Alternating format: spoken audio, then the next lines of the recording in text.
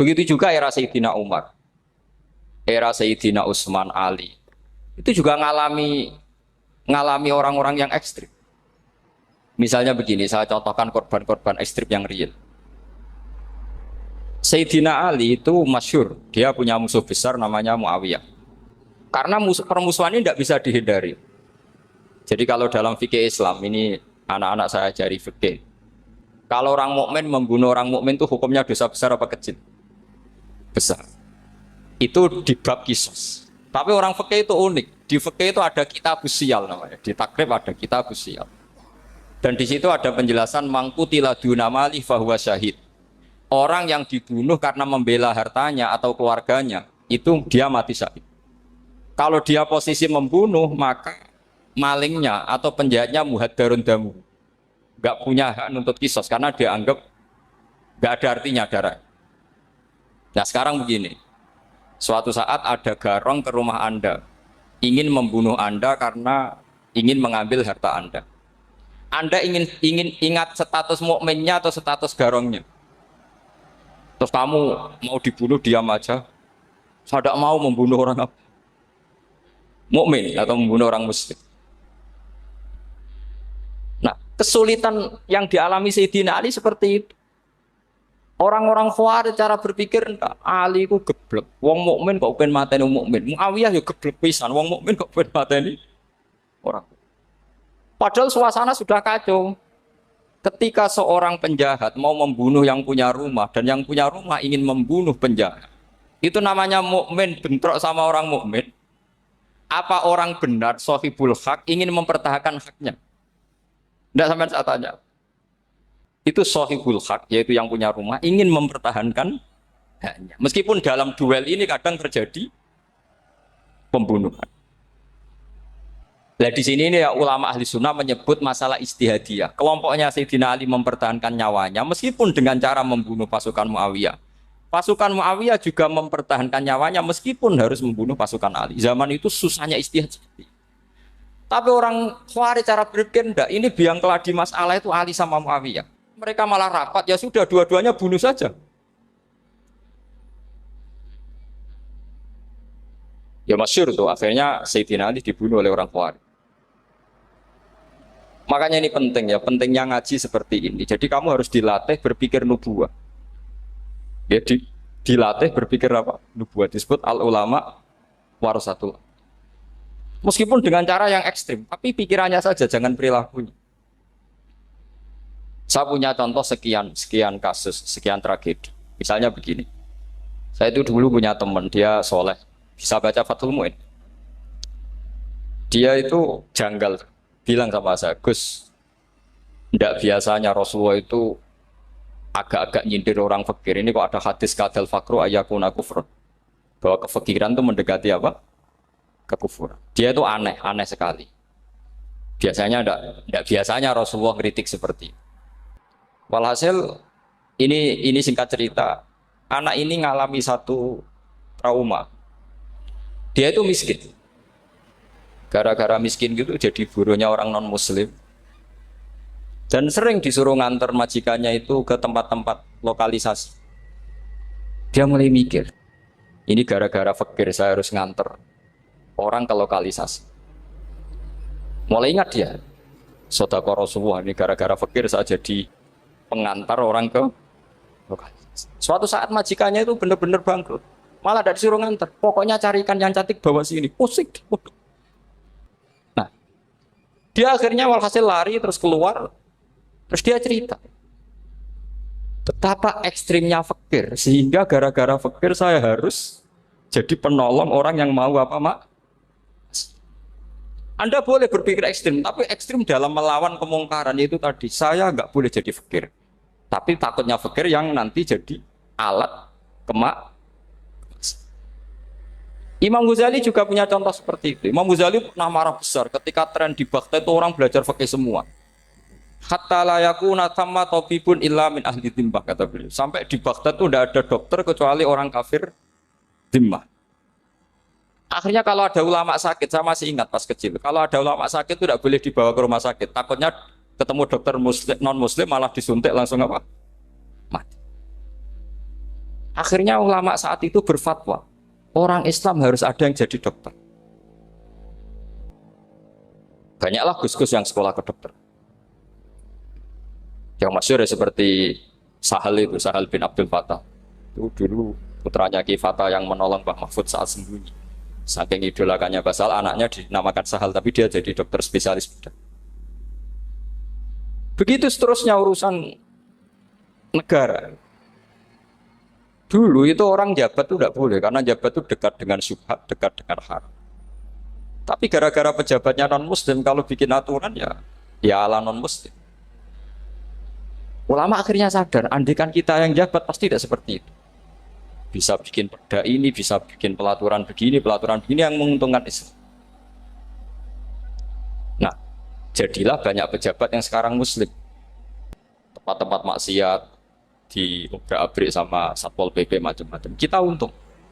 Tapi kalau orang-orang Khawarij pikirannya pokoknya pejabat itu dekat dengan haram, dekat-dekat syubhat. Padahal dengan kita jabat bisa bikin perda atau apa yang menguntungkan Islam. Kemudian menjadi masalah baru secara fikih. Ini adik-adik dengerin biar kulino senam fikih. Kalau caleg soleh, misalnya Mas Nadif nyalek, ini tadi tak guyoni, mau jadi bupati ndak, kalau ya mau usah dukung. Jadi misalnya gini ya, Zaid sama Bakar, misalnya Bakar itu orang soleh, mau jadi calon lurah. Dia tahu kalau dia lurahnya kampung lebih baik. Kalau yang jadi ini Zaid, itu kampung itu rusak karena dia suka dugem, suka macam-macam. Kemudian Zaid ini pasti jadi karena beli suara. Misalnya per kepala itu dibeli 50.000. Bakar ini kalau nggak beli suara kalah. Padahal dengan kalahnya Bakar artinya kemenangan, kemungkaran. Itu zaman era Fathul Mu'in, muridnya Ibnu Hajar Al-Hitami. Ibnu Hajar muridnya Abu Zakaria Al-Ansori itu fatwa. Yang soleh ini wajib beli suara, bukan boleh, wajib beli suara. Tapi ini namanya tidak nyuap, perlu dicatat, ini namanya tidak nyuap. Jadi tidak bisa kamu kaitkan misalnya ar-rosi wal murtasi benar. Yang nyuap maupun yang menerima suap adalah sama-sama di neraka. Tidak bisa seperti itu. Karena logikanya dibalik. Sekarang Bakar ini beli suara itu untuk membeli kebenaran. Untuk mengawal kebenaran. Zaid beli suara untuk menopang kebatilan. Berarti namanya Bakar ini penyuap atau pembeli kebenaran? Pembeli kebenaran. Harus dibedakan. Nah ini pentingnya ulama. Memang nyatanya seperti itu. Yang dikatakan nyuap, riswah itu adalah membayar uang li'ibtolil haqqi untuk membatalkan kebenaran atau membenarkan kebatilan. Itu namanya nyuap. Tapi kalau mengeluarkan uang untuk menghakkan barang hak dan membatalkan barang batil, itu namanya uang perjuangan. Nah ini pentingnya mikir. Jadi ulama itu mulai dulu sudah kelihatan. Nah sekarang sudah banyak orang-orang khusyuk yang biasa di masjid khusyuk. Kalau ditanya zaman akhir rusak kabeh, wong soleh-soleh wis nyuap. Kalau orang soleh ini tidak nyuap ya tidak jadi. Kalau nggak jadi mereka nggak ada yang jadi DPR, nggak ada partai Islam, habis malah Indonesia. Saya itu punya kenalan banyak pakar-pakar di Jakarta, itu cerita saya Pak Bahar. Indonesia itu solusinya gampang. Kita ini punya Bali, punya Batam. Itu kalau Bali dimakaukan, Batam dikayakan Hollywood. Amerika kaya itu bukan karena hebat. Pornografi dijual. Tinju di Nevada itu dijual, di Las Vegas dijual. Apa saja dijual. Kok tidak kaya itu gimana? Sementara Indonesia mau aur-auran gitu sukan partai Islam. Sebenarnya Indonesia gampang. Kalau ingin kaya, Bali itu dikayakan Hollywood atau dikalahkan Makau. Jadi kota judi. Batam dijadikan kaya Las Vegas. Itu transaksinya pasti triliunan. Orang kamane wong muda dijual, judi dijual, orang tinju dijual. Tapi gara-gara ada partai Islam, nyari rumus solusi ekonomi itu yang tidak seperti itu. Akhirnya kangelan. Akhirnya rapat isu. Tapi barokah tetap barokah partai apa? Yang menangnya caleg-calegnya rata-rata ya beli. Kalau tidak beli habis. Saya bukan menghalalkan nyuap, enggak. Kalau nyuap tetap haram ila yaumil qiyamah. Tapi kalau suratul masalah seperti ini kamu mengatakan suap itu beda. Ini suratul masalah yang tidak ada kaitannya dengan Asal lawannya batil, kecuali lawannya sama-sama hak. Dua calon di kampung itu soleh sama soleh. Ini yang soleh bayar nggak boleh karena siapapun yang jadi soleh itu nggak boleh. Karena kalau cari musuh yang dolim biar halal ya. Sekarang ya seperti itu. Kamu biasa heroik, biasa ngasih kiai kamu, ngasih hadiah kamu, biasa ngasih ibu kamu uang. Ternyata ibu kamu setelah kamu kasih uang, dikasihkan adik kamu atau kakak kamu yang nggak pernah kerja, terus kamu marah-marah, ini tidak adil. Saya yang memberi nggak dikasih, ini yang nggak kerja dikasih terus. Loh kamu biasa jadi pahlawan kok turun kelas menjadi apa? Pasien. Kamu milih jadi pahlawan apa pasien? Pahlawan. Jadi sebetulnya faham-faham ekstremis ini dari kegoblokan. Dari kegoblokan berpikir nubuah sehingga tidak punya rasa ibadah. Lah ini yang menjadi orang-orang ekstrem. Jadi korban pertama ekstremitas itu bukan sahabat tapi Rasulullah Shallallahu Alaihi Wasallam, yaitu Nabi dibilangin oleh mereka, "I'dil ya Muhammad, kamu kalau bagi harus adil." Pikiran mereka kalau adil sama rata sama. Jadi kalau pakai pikiran itu, saya minum di sini itu haram. Mau ndak ikut bikin kok minum. Enak tamu, toko-toko mangan, sing masak kangelan urung. Itu jadi edan bareng. Itu sama seperti kasusnya Bahram Al-Majusi. Dia itu seorang raja kaya, punya anak cantik. Dipikir-pikir, anakku ayu dirabi nang liya rugi, sing gedhekno aku sing rumah aku dirabi wong liya. Maka dia berpikir mau dinikahi sendiri. Karena tadi melihat Mas Nadif ya orang Kenya tadi, apa Nigeria? Nigeria. Malah gak layak itu maksudnya untuk orang. Ini Mas Nadif ini termasuk harus mendukung gerakan tidak ekstrim. Nyawanya masih itu karena barokahnya beliau agak-agak gitu. Tapi nggak sampai liberal ya, agak-agak pokoknya itu. Karena ketika ada gerakan ekstrim di Mesir, itu termasuk dia DPO. Ternyata setelah ada intelijen, beliau pas buka itu nggak makan dulu tapi rokok dulu. Wah ini mesti orang sekuler, tidak ekstrim. Akhirnya nyawanya sampai sekarang itu barokahnya rokok pas iftar itu pas. Nah tanya ini masih hidup, iya mas ya? Ya pernah sepuh sama saya. Jadi pikiran-pikirannya Bahram itu seperti itu. Walhasil akhirnya Bahram itu menikahi anaknya sendiri. Masyhur itu dalam cerita. Jadi ceritanya itu ada seorang wali tidur di Masjid Haram sama Rasulullah, ditemuin gitu. Terus kata Rasulullah, salam saya untuk Bahram Al-Majusi. Ternyata dicari-cari nggak ada Bahram lain kecuali Bahram yang berdua, bahkan anaknya sendiri mau dinikahi. Ya cara berpikir karena seperti itu. Kalau kita berbuat banyak harus dapat.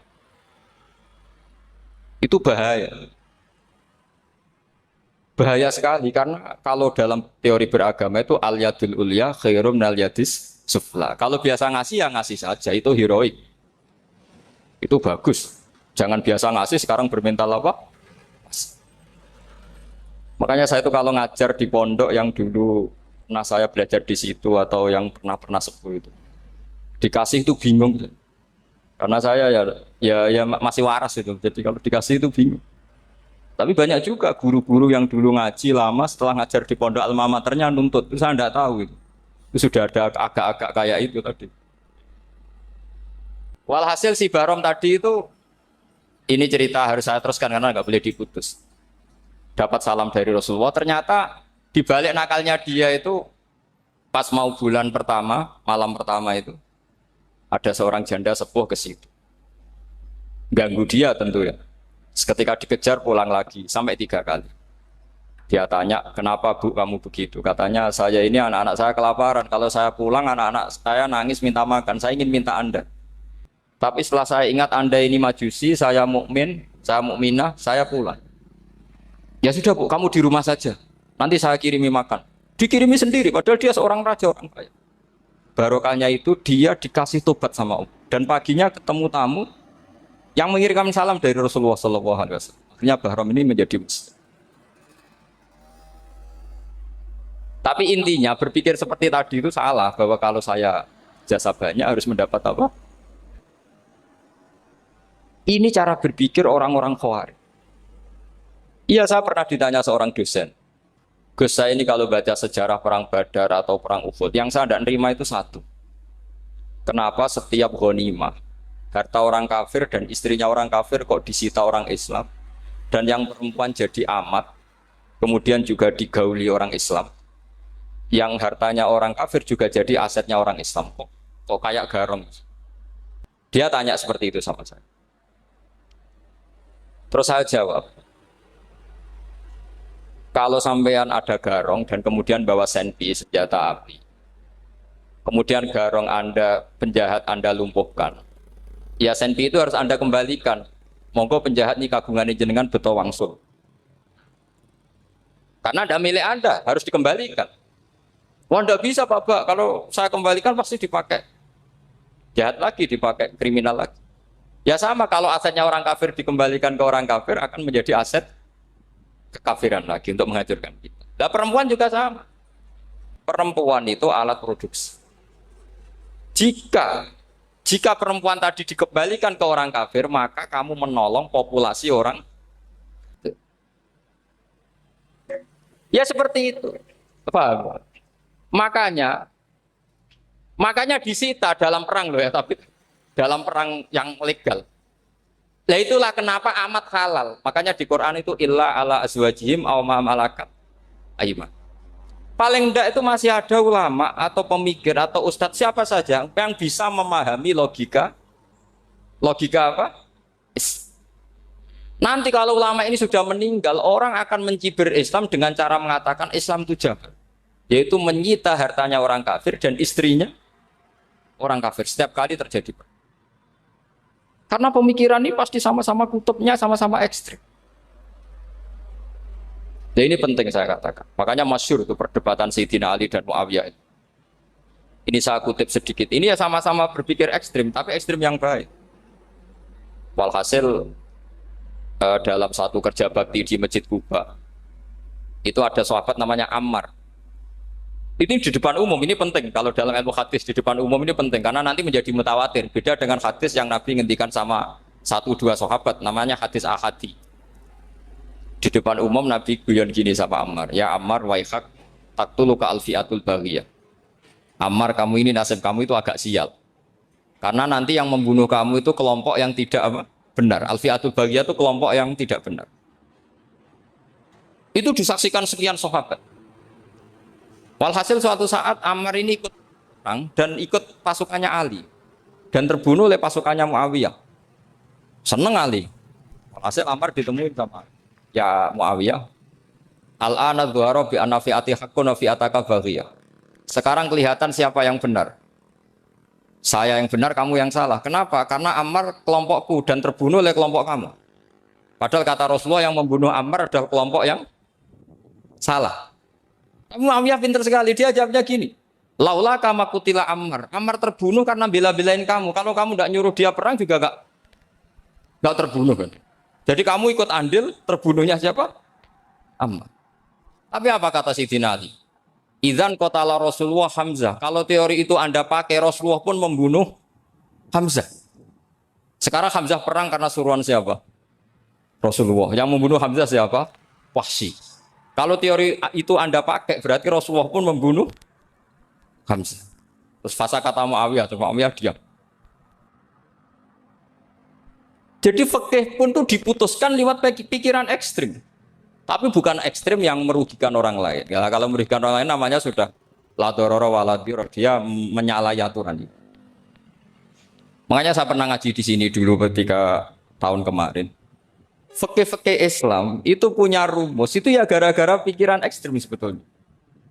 Saya pernah nyontohkan adalah orang itu kalau sholat jenazah itu mayitnya di depan. Itu ulama fikih tidak ada yang punya alasan. Mau hanya bilang gini, hakadha wajadna salafan wa khalafan. Mulai dulu kalau nyolati mayit ya jenazahnya di depan. Ya hanya gitu saja, tidak punya alasan.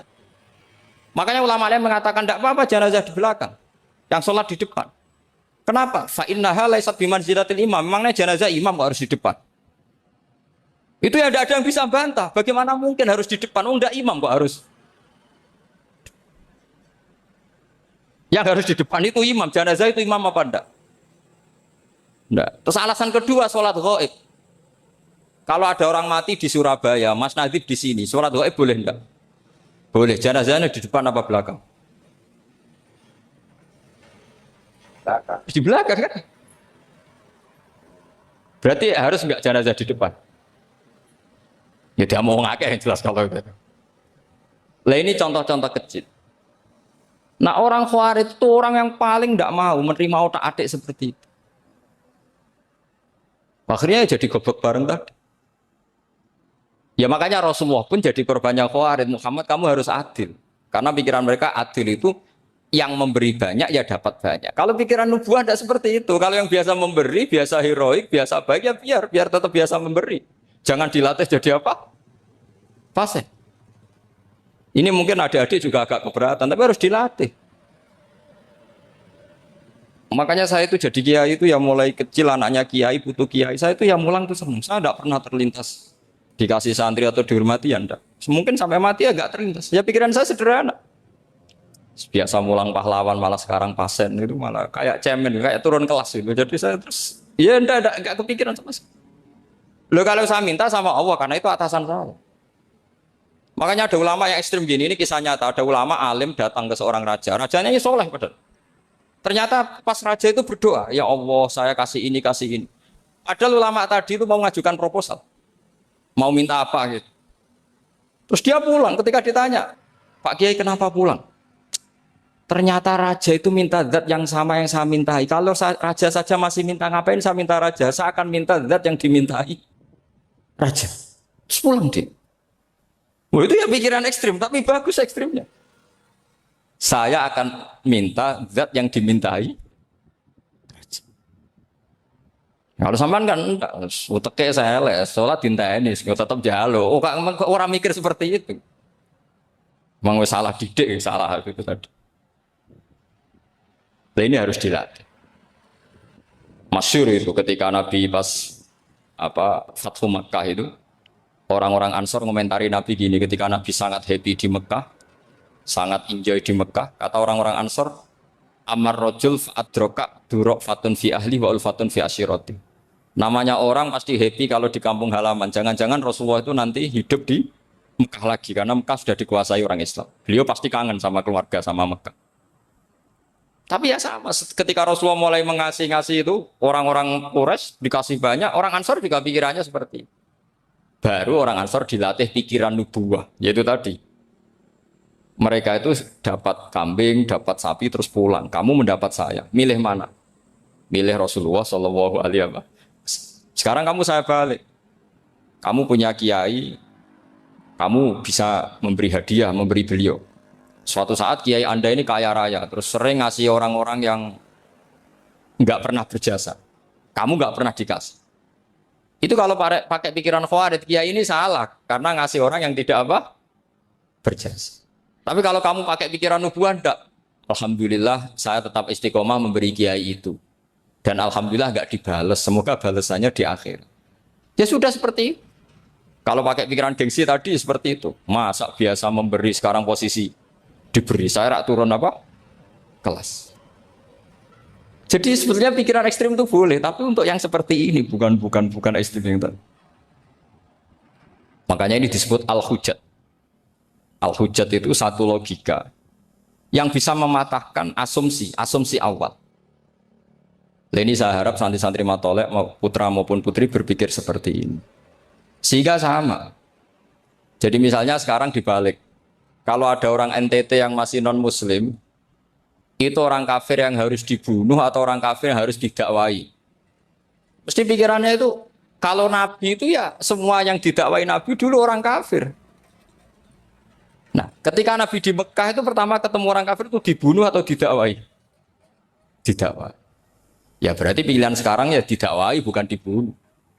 Nah soal perang itu beda dengan membunuh. Ada janjinya, ada macam-macamnya, terus nggak ada solusi, itu baru ada apa? Jadi kalau sudah dibalik-balik gitu, makanya kata ulama-ulama, Khawarij itu pasti salah. Pasti salahnya adalah kalau orang nggak benar ya dibenarkan, bukan dibunuh. Kalau setiap orang kafir dibunuh, Nabi kapan jadi nabinya?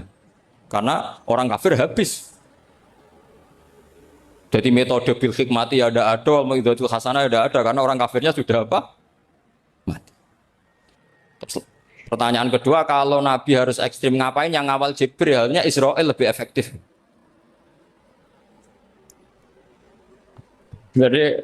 Jadi kalau sama-sama ingin ekstrim, Nabi itu nggak usah dikawal Jibril kan, enggak efektif kan? Harusnya yang ngawal itu siapa? Israel. Kan nggak repot. Nah, jadi saya mohon ini saya cerita. Jadi korban pikiran ekstrim itu bukan siapa-siapa. Pertama itu Rasulullah. Akhirnya Rasulullah menjelaskan, ya beginilah cara berpikirmu. Jadi saya kira demikian. Nanti mungkin kalau ada tanya-tanya, ada pertanyaan. Yang jelas kalau seputar ekstremitas itu bisa latihan. Ya. Sebenarnya bisa latihan di fikih. Karena fikih ini cerminan dari pikiran ulama. Ya, cerminan dari pikiran apa ulama yang tidak tekstual. Ya, seperti gini ya. Tasaddaqa Rasulullah so'an min tamrin au so'an min akidin. Ketika zakat fitrah itu Rasulullah mengeluarkan satu sok tamar. Tamar itu kurma. Kalau menurut tekstual berarti zakat fitrah harus pakai kurma. Tapi semua ulama sedunia mengatakan putih ahlil balad. Hanya dalam konteks Indonesia ya pakai apa? Beras. Berarti kata tamar diganti kod, diganti apa? Kod. Jadi orang itu jangan diajak goblok bareng. Masa Nabi ngendikan tamar harus apa? Makanya saya pernah debat. Pak Nabi itu cingkrang. Kenapa orang-orang itu rata-rata tidak cingkrang? Saya bilang, Nabi itu hidupnya di Mekah. Kenapa Anda hidup di Indonesia? Iya, Nabi itu hidupnya di Mekah. Terus saya tanya lagi, Nabi itu hafal Quran, kamu udah hafal? Saya hafal Quran. Kalau cingkrang gampang, karek ngetok kata saya. Ya, kalau ada sunnah Rasul, Nabi hafal Quran enggak? Hafal kan? Berarti kalau ikut sunnah Rasul, hafal Quran. Jangan cingkrang tok, ya hafal apa? Ya sama poligami juga gitu yang tadi diceritakan Mas Natif itu. Nabi itu poligami setelah Khadijah meninggal. Apa mereka mau nunggu istri pertama meninggal? Kalau ingin persis nunggu istri pertama meninggal. Ah iya. Enggak mau juga kan. Ya biasa saja lah. Pokoknya yang dihalalkan syariat ya kita bilang halal, yang diharamkan kita bilang apa? Enggak usah sok suci sunnah Rasul. Saya punya banyak cerita. Abu Bakar itu dulu sering menghindari sunnah Rasul. Dulu Rasulullah itu kalau ada orang minta ya dikasih. Ketika Abu Bakar bikin Baitul Mal. Ketika ditanya ini zaman Rasulullah tidak ada. Kata Abu Bakar, huwa Rasulullah. Beliau itu Rasulullah. Mbak gak dimanage ya negara tertib. Umar bikin pasukan. Pasukan itu diangkat negara. Kalau dulu zaman Nabi yang ikut perang bahaya, yang tidak perang namanya munafik. Era Umar tidak, militer itu ditunjuk. Ya digaji pakai Diwanul Murtazikoh. Ketika ditanya kenapa tidak kayak Rasulullah? Huwa Rasulullah. Mbak tidak tertib pun tetap negara stabil. Karena ada karisma. Jadi kadang-kadang dalam banyak hal itu kita malah tidak boleh persis Rasulullah karena kadang banyak khususiyah. Yaitu contoh yang paling masyhur di fikih ya kayak Nabi itu nikah 9 itu khususiyah. Dalam strategi juga sama. Dalam strategi memanage negara juga sama. Banyak sahabat yang punya ide yang zaman Nabi itu tidak ada. Ketika ditanya kenapa tidak persis Nabi? Katanya huwa Rasulullah. Ya Rasulullah itu meskipun seperti itu, meskipun tidak tertib secara rasional, tetap dikawal wahyu. Makanya negara baik-baik saja. Kalau saya ini hanya Abu Bakar, kalau tidak ya repot. Umar ya sama, bikin Diwanul Murtazikoh. Utsman juga sama, di-manage negara. Sayyidina Ali juga di-manage. Kalau Nabi tidak. Tapi tidak apa-apa, karena ada karisma. Sama tak cerita nih, masalah zakat yang masyhur. Orang paling bakhil sekalipun, paling kikir sekalipun itu zaman Rasulullah bayar zakat. Karena pikirannya setelah zakat dikasihkan, Rasulullah mendoakan. Khudh min amwalihim shadaqatan tutahhiruhum wa tuzakkihim biha wa sholli alaihim. Inna sholataka sakanul lahum. Era Abu Bakar enggak. Sorry ya Abu Bakrin, dulu kita zakat sama Rasulullah karena didoakan beliau. Kamu hanya Abu Bakar, saya tidak mau zakat. Ya sama lah seperti orang dipimpin ulama-ulama karismatik, orang dipimpin Badola itu tidak usah metai, santri sudah nurut. Dipimpin Manazif, gak bikin pelaturan, habis pondok. Kalau tidak ngancam, gak gini, ditakzir, gak gini, habis. Zaman Badola dehem tok santri wedi. Mas Nadif dehem. Oh, enggak. Nah, makanya Rasulullah itu tidak banyak bikin pelaturan. Rasulullah itu kalau mau perang itu hanya bilang sahabat, saya besok ditantang Abu Sufyan di sini. Saya mau perang. Oh itu sahabat ikut semua. Orang melihat wajahnya, melihat karismanya sudah tertarik ingin menyelamatkan beliau. Kita tidak akan ridho Rasulullah keluar sendiri. Kalau Abu Bakar ya enggak. Pertama Abu Bakar pidato sudah sopan. Saya memimpin kamu. Ini ketulitu alas tubuh khairikum. Saya ini memimpin kamu, tapi bukan berarti saya yang terbaik. Jika saya benar maka dukunglah. Kalau salah ingatkan. Itu pertama orang-orang bilang apa? Fawwala uqiman nakabisef. Nanti kalau Anda salah tak ingatkan pakai pedang. Ya karena hanya Abu Bakar bukan Rasul. Jika diaturlah, ini ada militer, ada pengawal, ada Baitul Mal. Era Umar lebih modern lagi, ada Diwanul Murtazikoh, ada macam-macam. Ya Rasulullah nggak ada. Nah sekarang orang sidik-sidik muni sunnah Rasul. Padahal ada sunnah Rasul yang khasnya Rasulullah sebagai nubuwah. Ya khasnya Rasulullah sebagai apa? Coba Nabi itu istrinya 9. Semuanya cerita tentang tahajudnya Nabi, witirnya Nabi. Apa kira-kira Mas Nadif kalau punya istri 4 ceritanya tentang tahajudnya Mas Nadif? Kan enggak. Nah, jadi saya mohon, sebetulnya pikiran-pikiran ekstrim itu karena enggak mau belajar. Enggak mau belajar. Kalau mau belajar itu, kata Imam Ghazali itu dalam kitab Imla, Al-Imla fi Iskalatil Ikhya itu. Fal ma'ani awsa'u minal ibarat. Yang namanya ma'ani itu awsa'u minal ibarat. Jadi yang fal ma'ani awsa'u minal ibarat. Jadi yang namanya makna itu lebih luas minal apa? Ibarat. Nah, ini contoh yang paling nyata ya Sayyidina Ali. Ketika Sayyidina Ali perang sama Muawiyah, itu Sayyidina Ali bilang, sebaiknya Muawiyah kirim delegasi, mediator. Saya juga kirim mediator. Terus orang-orang Khawarij karena tadi tekstual.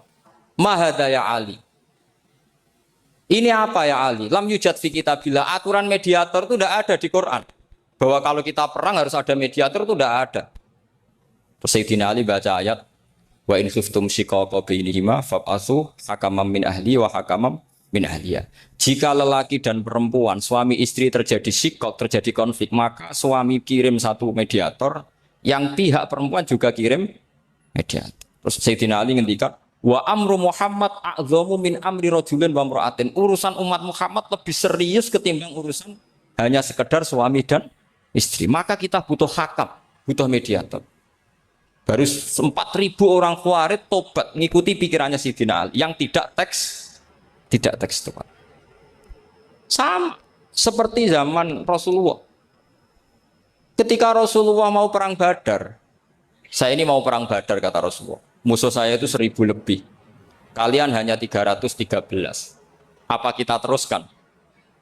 Itu sahabat langsung bilang gini, saya itu hafal teksnya. Idzan lanaqulu laka kama qalat banu Israil fathab anta wa rabbuka faqatila inna hahuna qa'idun walakin idhab anta faqatila inna ma'akum muqatilun. Ini kelihatan sekali bahwa para sahabat sudah ada tekstual.